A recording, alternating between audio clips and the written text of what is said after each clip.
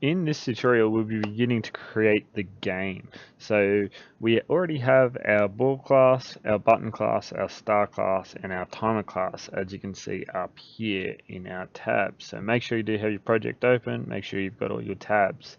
So we're going to be starting to actually create the game. So we're going to stay inside the dodgeball class now, and we will be putting some code in here. So to start with, we need to remove some of the debugging we did in an old tutorial. So we're going to get rid of these two, this button and this timer variables up the top here.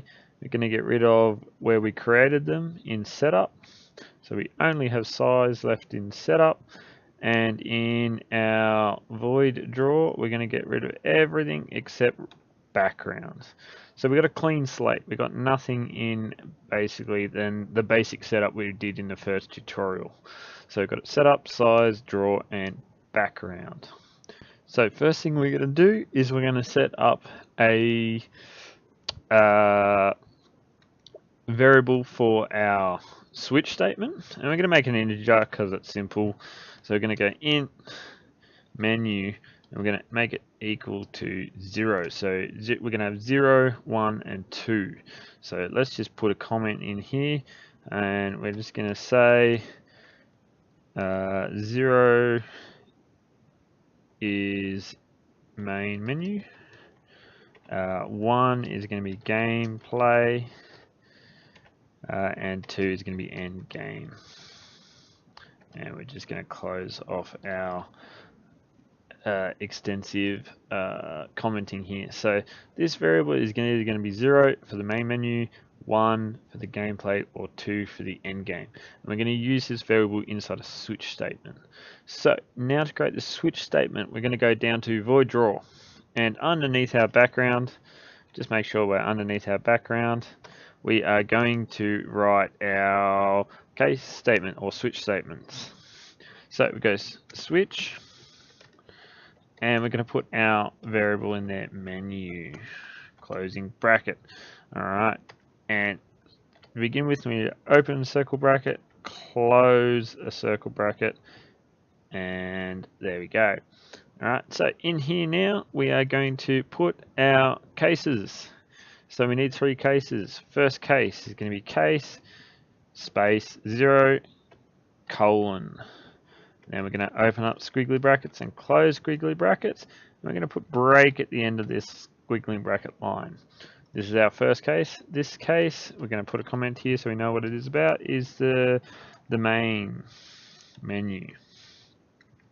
Alright, so that's our first case. Second case is going to be case 1 colon, open squiggly bracket, closing squiggly bracket, and we're going to have break. And we're going to name this one as well. So we're going to name this one, let's just put a space in. We're going to call this one gameplay. Gameplay. And we need the last one, we need our ending game. So we're going to go case, scroll down here, case 2 colon, open squiggly bracket, close squiggly bracket.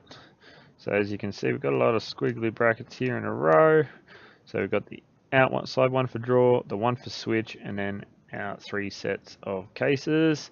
And we need a break at the end of this one as well. So this, and we'll put in our comment, which is end game. Okay, there's our case set. We've got 3 states for our game. We've got the main menu, we've got playing the game, and we've got end game. Main menu is going to have a button in it and our title in it. Gameplay is going to have when we're actually playing the game, so that's going to be our biggest case statement. It's going to have the most code in it because it's going to require it to do a lot of different things. And our end game needs to be able to display the final score the player got and a returning button to return us back to our main menu. So the cycle goes from main menu to gameplay to end game, and it cycles through these depending on what state we have our menu in. So we created our variable and it starts at 0. So it starts at main. So when it runs this code, it's going to go in here and run whatever's inside our case 0, and it's not going to run any other code. So we needed to actually have something in here now for it to run. And to do that, we are going to use a button. We're going to put a button in here first, and we're going to put a title in here. So first up, we got to do our button.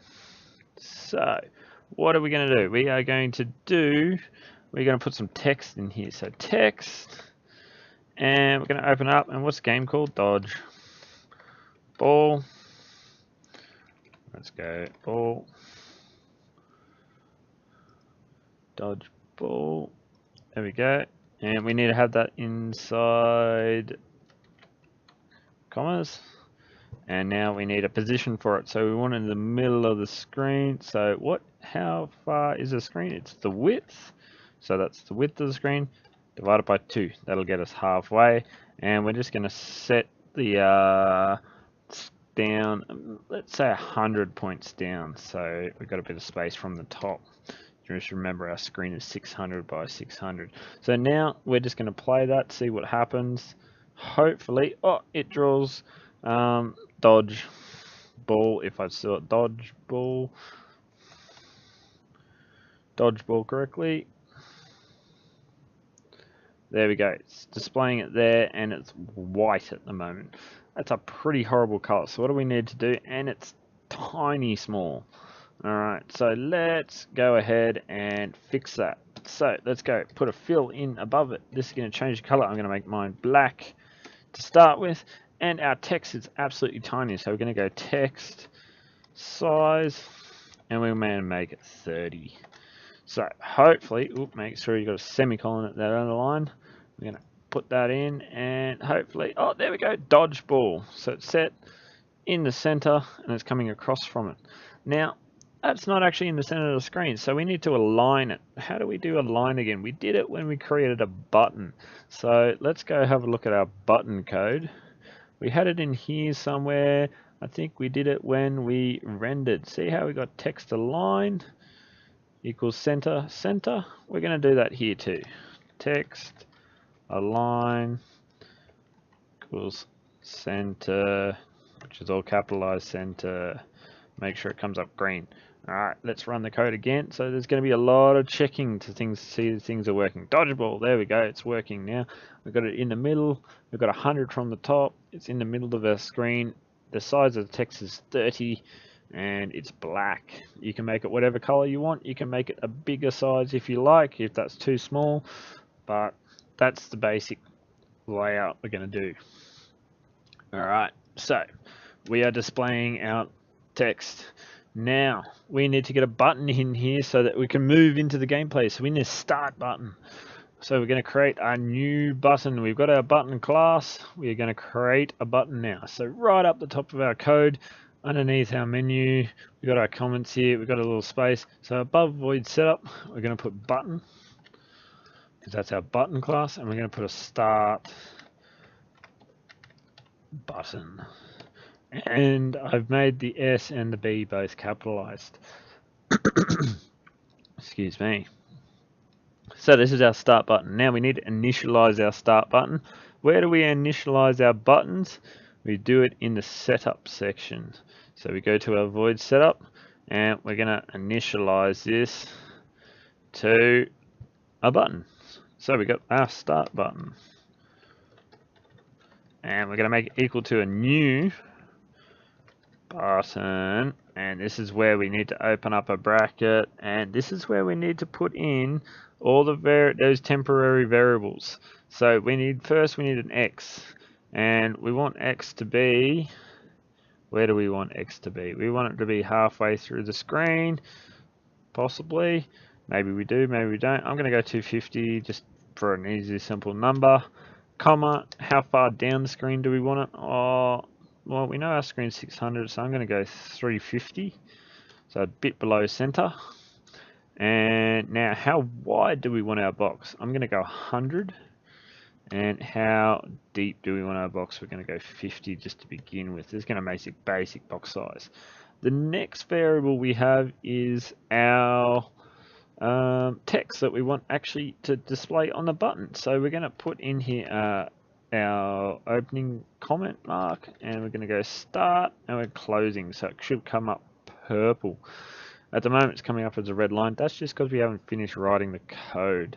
So we're going to put comma. The next thing we need is the color of the button. So I'm going to make the color of my button, not sure what color I'm going to make it. I'm just going to pick 0, 200, 200, and then we're going to close the bracket, and the last thing we need is a semicolon. So this is how we set up our button. We got our X and Y positions as the first two, our width and our height is the second two, we have our text, and then we have our RGB for our color. You can pick whatever your color you like to have as on your button. Just remember the text for the button is going to be in black, so don't make the button black because you won't be able to see the text. Alright, so our code should run, but still doesn't display the button. We've created it, but we're not rendering it to the screen and we're not updating it at all. So let's do that next. So we need to come down here inside our switch statement. We're case 0, so that's the main menu. Come to the brackets. Alright, under our dodgeball, we need to now add our button. So start button dot update, because that updates our button, and start button dot render. That will display our button to the screen. So let's run this code, see what happens. Bam! There we go. We've got our title and we've got our button down the bottom here. Now, I'm going to tell you a trick to the button class at the moment. At the moment, I have got, see how it's nice and big? The start is nice and big. We actually haven't set that to being a correct size. So if I run this program again, and I change the size of our title, so see how we got size, text, and the title. If I change that to 20, it's going to affect both that text and this text in here. So we need to fix one thing in our button class. So we're going to go up to our button class, and this is what we need to fix. In here, before we draw our text, so in render, we got our box, we got our color, our box, our color of our text. We align our text, but we never set text size in here. So we want it to have a standard size of, let's go 18. That way the text inside buttons is always 18. Alright, let's go back up into here and let's change our size of our text back to 30. So we've got a big title, but we don't want such a big button text. Let's see if it fixed it up. There we go. So we've got a big title and a smaller button text. Now, if I click on this button, I'm clicking on it now. You might be able to hear the mouse presses. It doesn't do anything. So we need now to get write an if statement to say if our button is clicked, we want it to do something. So that's the next step. Next step. So we're still inside our case 0 in our main menu. Under our render, we're going to put another space and we're going to go if. And we're going to put in here start button dot is press, open close brackets, close that off, and that is apparently not the name of my function. What's the name of my, is clicked, not pressed. Well, make sure you write the right name. There we go, clicked. So that's our function, and now we closed our brackets, but we haven't opened squiggly brackets and closed squiggly brackets. So everything inside our if statement now will happen when we click on our button. So if this statement is true, then we will be able to get this stuff to happen. Alright, so what do we want to happen when we click start button? We want it to move to gameplay. So what is the variable that we have to affect to get it to gameplay?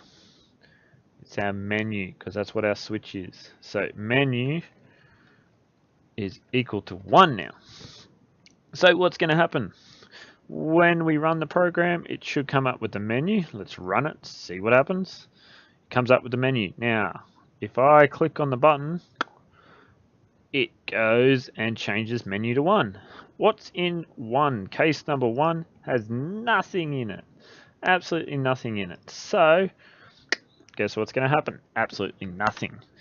This is good and bad at the same time. So, but we have done our case statement.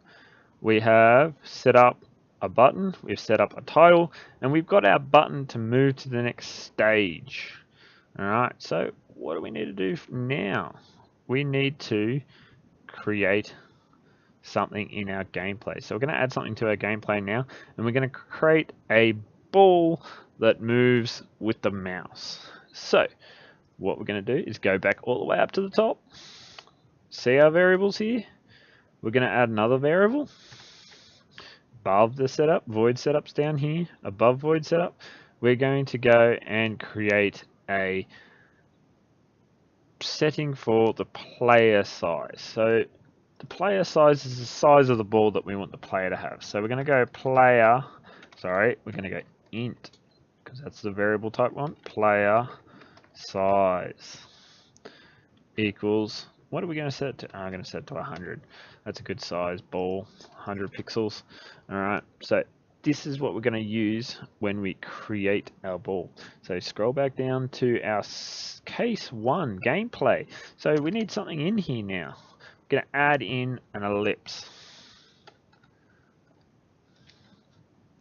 And we are going to set it. So what do we need for an ellipse? We need the X, the Y coordinate, and then the 2 sizes. We've already created the sizes, but first we need to get the X and Y. Now we want the X and Y to be the position of the mouse point. So we're going to go mouse X for our X position, mouse Y for our mouse Y position. So that's going to get X and Y coordinates of where the mouse is. And then we need this player size and player size, because that's our variable we set up that indicates it's 100 by 100. Close that bracket off, semicolon. Alright, let's run this. It's going to run, it's going to show our main screen, main menu, and we're going to click start. Alright, draws a ball to wherever the mouse is, so I can move my mouse around now, the ball always follows me. Now, it's a black ball. You don't have to have it black. We can add a fill in above it. Let's add a fill in so it's not black. So we go back into our gameplay. Let's go fill. And I'm going to make my ball green. So I'm going to have a light green. And we're going to put in our color. You can have whatever color you like. So we run it again. Comes up with the main menu. We click on it. Oh, red. Whoops, I put R first, so red, it's red, nah, I don't want a red, red, green, oh, I should have put it in the second one, there we go, bang, green ball, green's good, my favorite color, just so you know. Alright, there we go, so we got a ball in there now, so when we get to the gameplay, we have a ball. Now, other things we need to set up when we get to gameplay, we want it to have a timer that counts up. So we know how long we've been in the game. So the longer we survive for, the better our score should be. So we're going to create a timer now. So we're going to scroll right up to the top again. Up in our statements, under the player, we're going to put a timer. Timer class. It's going to be, what are we going to call this timer? We're going to call it game time. Alright, equals 0 to start with. No, we can't make it equal to 0. We need to make it equal to an actual timer. New timer is, what do we want? 0. There we go, because it's a class. There we go. We've set it up. We've set it up the first time, and now we've got a timer. So we need to update our timer. Yep, we do need to update it. So we're going to update the timer. So we're going to go down here. We only want our timer to update when we're in gameplay. We don't want it to update in menu, so we don't put anything in main menu. We just put something down here in gameplay. We're going to put it just above the opening curly bracket, and we're going to go game timer dot count up game time, not game timer. There we go, counting up. So it counts up now. So we need to display that to the screen just so that we know it's working. How do we display things to the screen? We use text. So we're going to have text. Where is our text going to go? Oh, we'll put text under here for a second. And we'll put in here, we're going to get game time dot time. That's going to get our time. And then we're going to set it to, the center of the screen. So what do we need? We need to get width and divide it by half. That gets us halfway in the screen, and we're going to have it at the top of the screen. So let's make it 20 from the top of the screen. All right, let's see what we've got. Do we have a timer? So our program's running at the moment, but our timer should only start at 0 when we hit start. There we go. Our timer starts at 0 and it's going up and up and up and up and up. All right, but it's pretty boring with all these extra numbers. Oh, can't highlight it very well, but see how it's got all these extra numbers? We don't really need that. We just need the seconds. So we're going to turn it into it's only showing the seconds. All right. How are we going to do that? We're going to go back in the text here, and what we're going to do is we're going to put int. I'm going to open a bracket around it, and just before the comma, I'm going to close the bracket. What that's going to do is it's going to turn our float into an integer, so it's just not going to display those annoying numbers. So let's run it again, check to see if that works, and there you go, 0, 1, 2, 3, there we go. We've got a timer running. Unfortunately, it's green at the moment. Why is it green? Because we haven't put a fill in above our text. Always got to have a fill so that we get the right color. There we go. I'm going to make it black. Run it. Always checking your code every single time you do something significant. There we go. We've got a timer that counts up. But we don't know what that timer is. So we're going to add a little bit more code to our text. So in front of our time, we want to have something that says what it actually is. So we're going to put game timer. And we're going to put a plus symbol, if I can do it. Now, as you can see, this is coming up as an error. That's because it's trying to look for a variable. We need to put it inside our quotation marks. So we've got game timer, and then we're adding the time to it. So this is just creating a string here. This part here is a string. We're adding this, and this is getting turned into a string to display to the screen. So I just want game timer, and I actually want to put in spaces because I want there to be a space between the colon there and the time. So let's run that, see what we get. There we go, game timer, and there's our game timer going up. There we go. Excellent. That's what we want. All right, so we've got a timer in our game now. That'll count up, so you know, the longer we live, the longer higher that will go. All right, going good so far. So what's next on our list of things that we really need to do to get started? We need to have some enemies in the game. So we need to have some balls that bounce around that we can't run into, and we need to check to see if we actually hit a ball. So we've got to create two things. We need to create an array list of balls, and then we need to get them colliding with the player.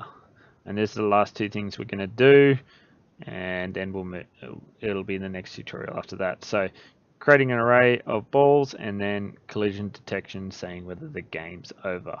All right, let's do this. So first of all, we need to create now some balls, and we want a big long list of these. So we're going to go array list and of type ball, because that's our ball up here, and we're going to call it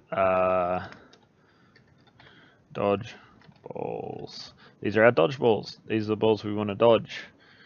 Okay, and we got to make that equal to a new array list of type ball, and that's what we need to write to be able to get it to create it. All right, so we've got a new list of balls. We've set it up, and we're good to go. We're good to add balls to this list. All right, so when do we want to add balls to the list? I guess when we hit play. So we're going to go down here and we're going to go main menu. So in our main menu, when we hit play, is when we click our start button and it sets to our gameplay. So now we want to add a ball to our set of dodgeballs. So we're going to go dodgeballs. Yep. Dot add.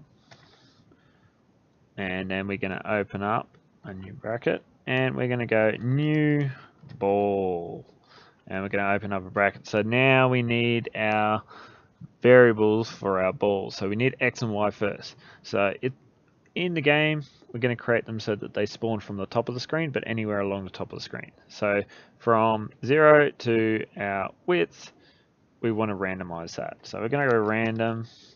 I'm going to go from 0 to, what do we want? What's our width? We go width. There we go.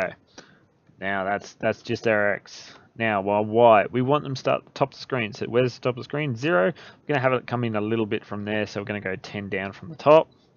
How big do we want our balls to be? Let's start with them pretty small at 20, because just remember the player is 100, so 1/5 the size of the player. And we'll start them off going pretty slow at 100 speed. Now, the last 3 variables we need are the color. We're going to give it RGB. So let's make these ones red. Get it right this time. And last thing in these, we need to double closing brackets and a semicolon at the end. So hopefully what this does is it creates a new ball when we hit click. But when we hit click, we go to gameplay.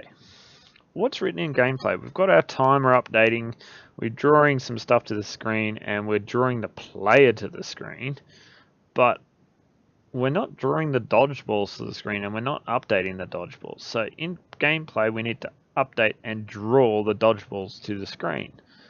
How do we do that? So we've got an array list. So we need to loop through all the balls in the array. We know there's only one at the moment because we only created one, but we need to be able to loop through all of them. So we are going to go and loop through all of them. So we're going to do a for loop. Inside gameplay, going to open our bracket and we're going to go ball temp. We're going to create a temporary ball of type, so colon, so dot, the double dot, not the dot dash. Dodge balls and closing bracket. Now we need to open and close squiggly brackets, and as you can see we haven't used our temp ball yet, so this is where we go. Temp dot update, temp dot render. So now every single ball in our dodgeballs will update and render when we're in the gameplay. So it'll update and render when we're in the gameplay mode. It won't do it when we're in the main menu, and it won't do it when we're in end game because it's not written in those 2 sections, and we don't want the balls to display in those 2 sections. So let's run this code, see what happens. Let's see if it works. Comes up with our menu. We know the ball hasn't been created yet because when we click the screen, the ball gets created. There we go, we've got a red ball bouncing around the screen because we already got our class worked out, and as you can see it moves around. Now at the moment I can go over the top of it, I can do whatever I want, I can sit on top of it. It does nothing because we haven't written anything to happen yet between the green and the red ball. So that's what we need to do now. We need to check to see against all the red balls, and there's only one at the moment because it could be more, to see if the player has collided with that ball. How do we do that? We're going to write an if statement and we're going to check the distance between the 2 balls, and if they're closer than the radiuses combined, then we've collided and the game needs to end. So what do we need? First we need an if statement, and then we need something to say that the game is over. So we're going to have to create a variable first. That's going to be all the way at the top of our screen, just under our array list, in between setup and array list. We're going to go boolean game over is false, because we don't want that to be true at the beginning of the game, do we? Never. Alright, so we're going to use that now. We're going to use this boolean game over is equal to false to see if it is false or if the game is actually over because we've hit one of our enemies. So let's go back all the way down into our code, into our gameplay case, and we're going to go inside this for loop. So inside here, we're going to make an if statement. So we're going to go if, and we're going to use the temp because that's our ball. We're going to say if the ball's position and the distance and between the mouse is less than or equal to the radius of the ball and the player added together. So we're going to write this.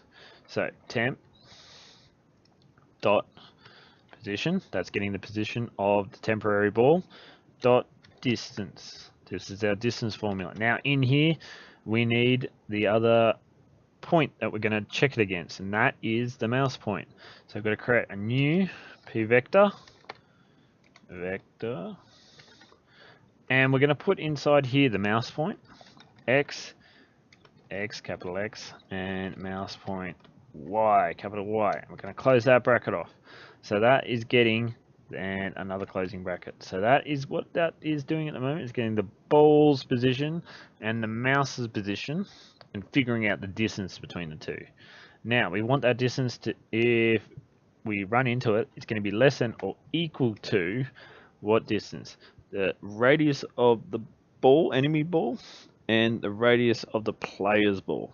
So we need to get, first off, we need to open a circle bracket because we want to all define this and add this together before we do anything. So we're going to open up a bracket. We're going to go temp, let's get my cursor out of the way, dot size. Now temp dot size is the diameter, so it's the whole length away across. We want radius, so we want half that length, so we're going to divide it by 2. Yep. Now we're going to add to this the player size. Oops, size. That was what we created right at the beginning when we created the actual ellipse. We created this size of the player, and that again is the diameter. So we need the radius, which is half of that again, and that is going to be added together. So, and we need a last final closing bracket around the whole if statement. As you can see, this line here and this line here match up. So what we have is the distance between our ball and our mouse point has to be less than or equal to the distance, the size of our ball plus the size of our player and their radiuses. Okay, open a squiggly bracket, close a squiggly bracket, and if this is true, if they're closer and they've crossed over, we want game over, which is our variable we just created before we did this if statement, to be true. Game's over. Now, why is that coming up as not a variable that exists? Did I put a capital G there.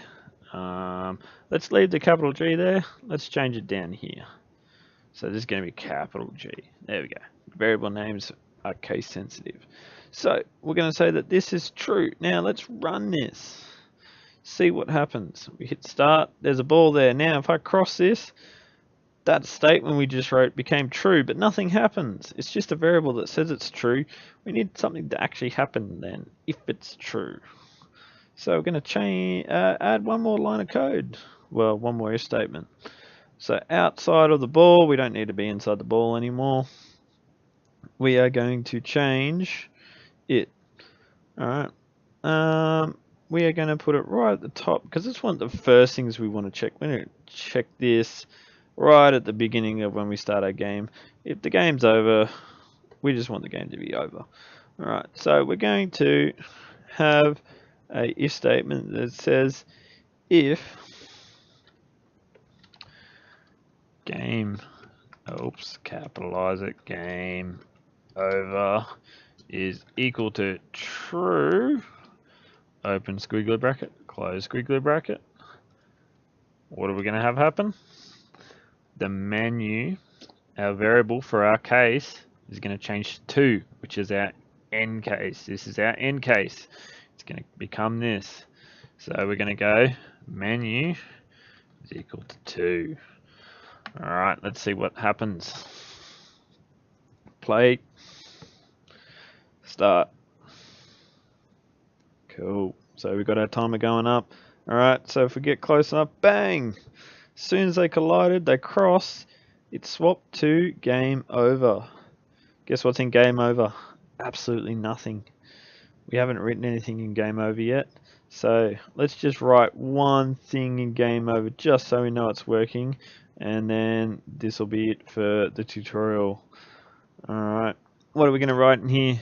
We're going to write fill, because I want the text to be black. Got to make sure I do that one first. Text, and we're going to have open our comment, game over, and we're going to have a colon, space, and we're going to have a closing one, so it comes up purple. And then we're going to go plus, and we want our timer. So we're going to get our timer. So what was our timer called again? Game time dot time. And we're going to put this, where are we going to put this? At the top of the screen in the middle. So we need our X position, which is our width divided by 2, and then our height, and we're going to put 100 down from the top. Bam. So when we run our game, we have a main menu. We hit start. We have a ball that bounces around. We have a timer that goes up. Check what the time is. It's at 5. I collide into it.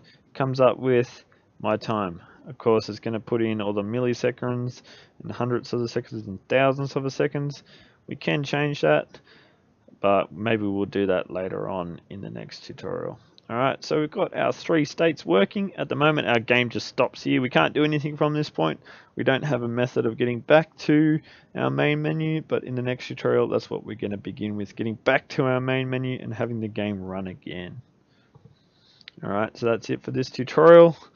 Check your code. This is case 0. We got our fill, our text size, our text align, and our text. That's to get our title for our game. We have our button, start button. We're updating and rendering it, and when we click it, we are going to the gameplay, and we're adding a dodgeball. For our gameplay at the moment, we are checking the game's over. We're updating our timer. We're rendering our timer to the screen. We're rendering our player to the screen, and then we are going through our list of balls, updating them, rendering them, and then checking to see if they are crossing the player, and if so, the game ends. And finally, our last case, we've got just displaying our overall time at the game ending. There we go, that's it for this tutorial. Got our variables at the top there, just in case you miss something. Make sure you do spell them correctly here, and then make sure you're spelling them correctly in your code. They need to be spelled exactly the same, and they're case sensitive. Alright, I'm just going to save, and that's it.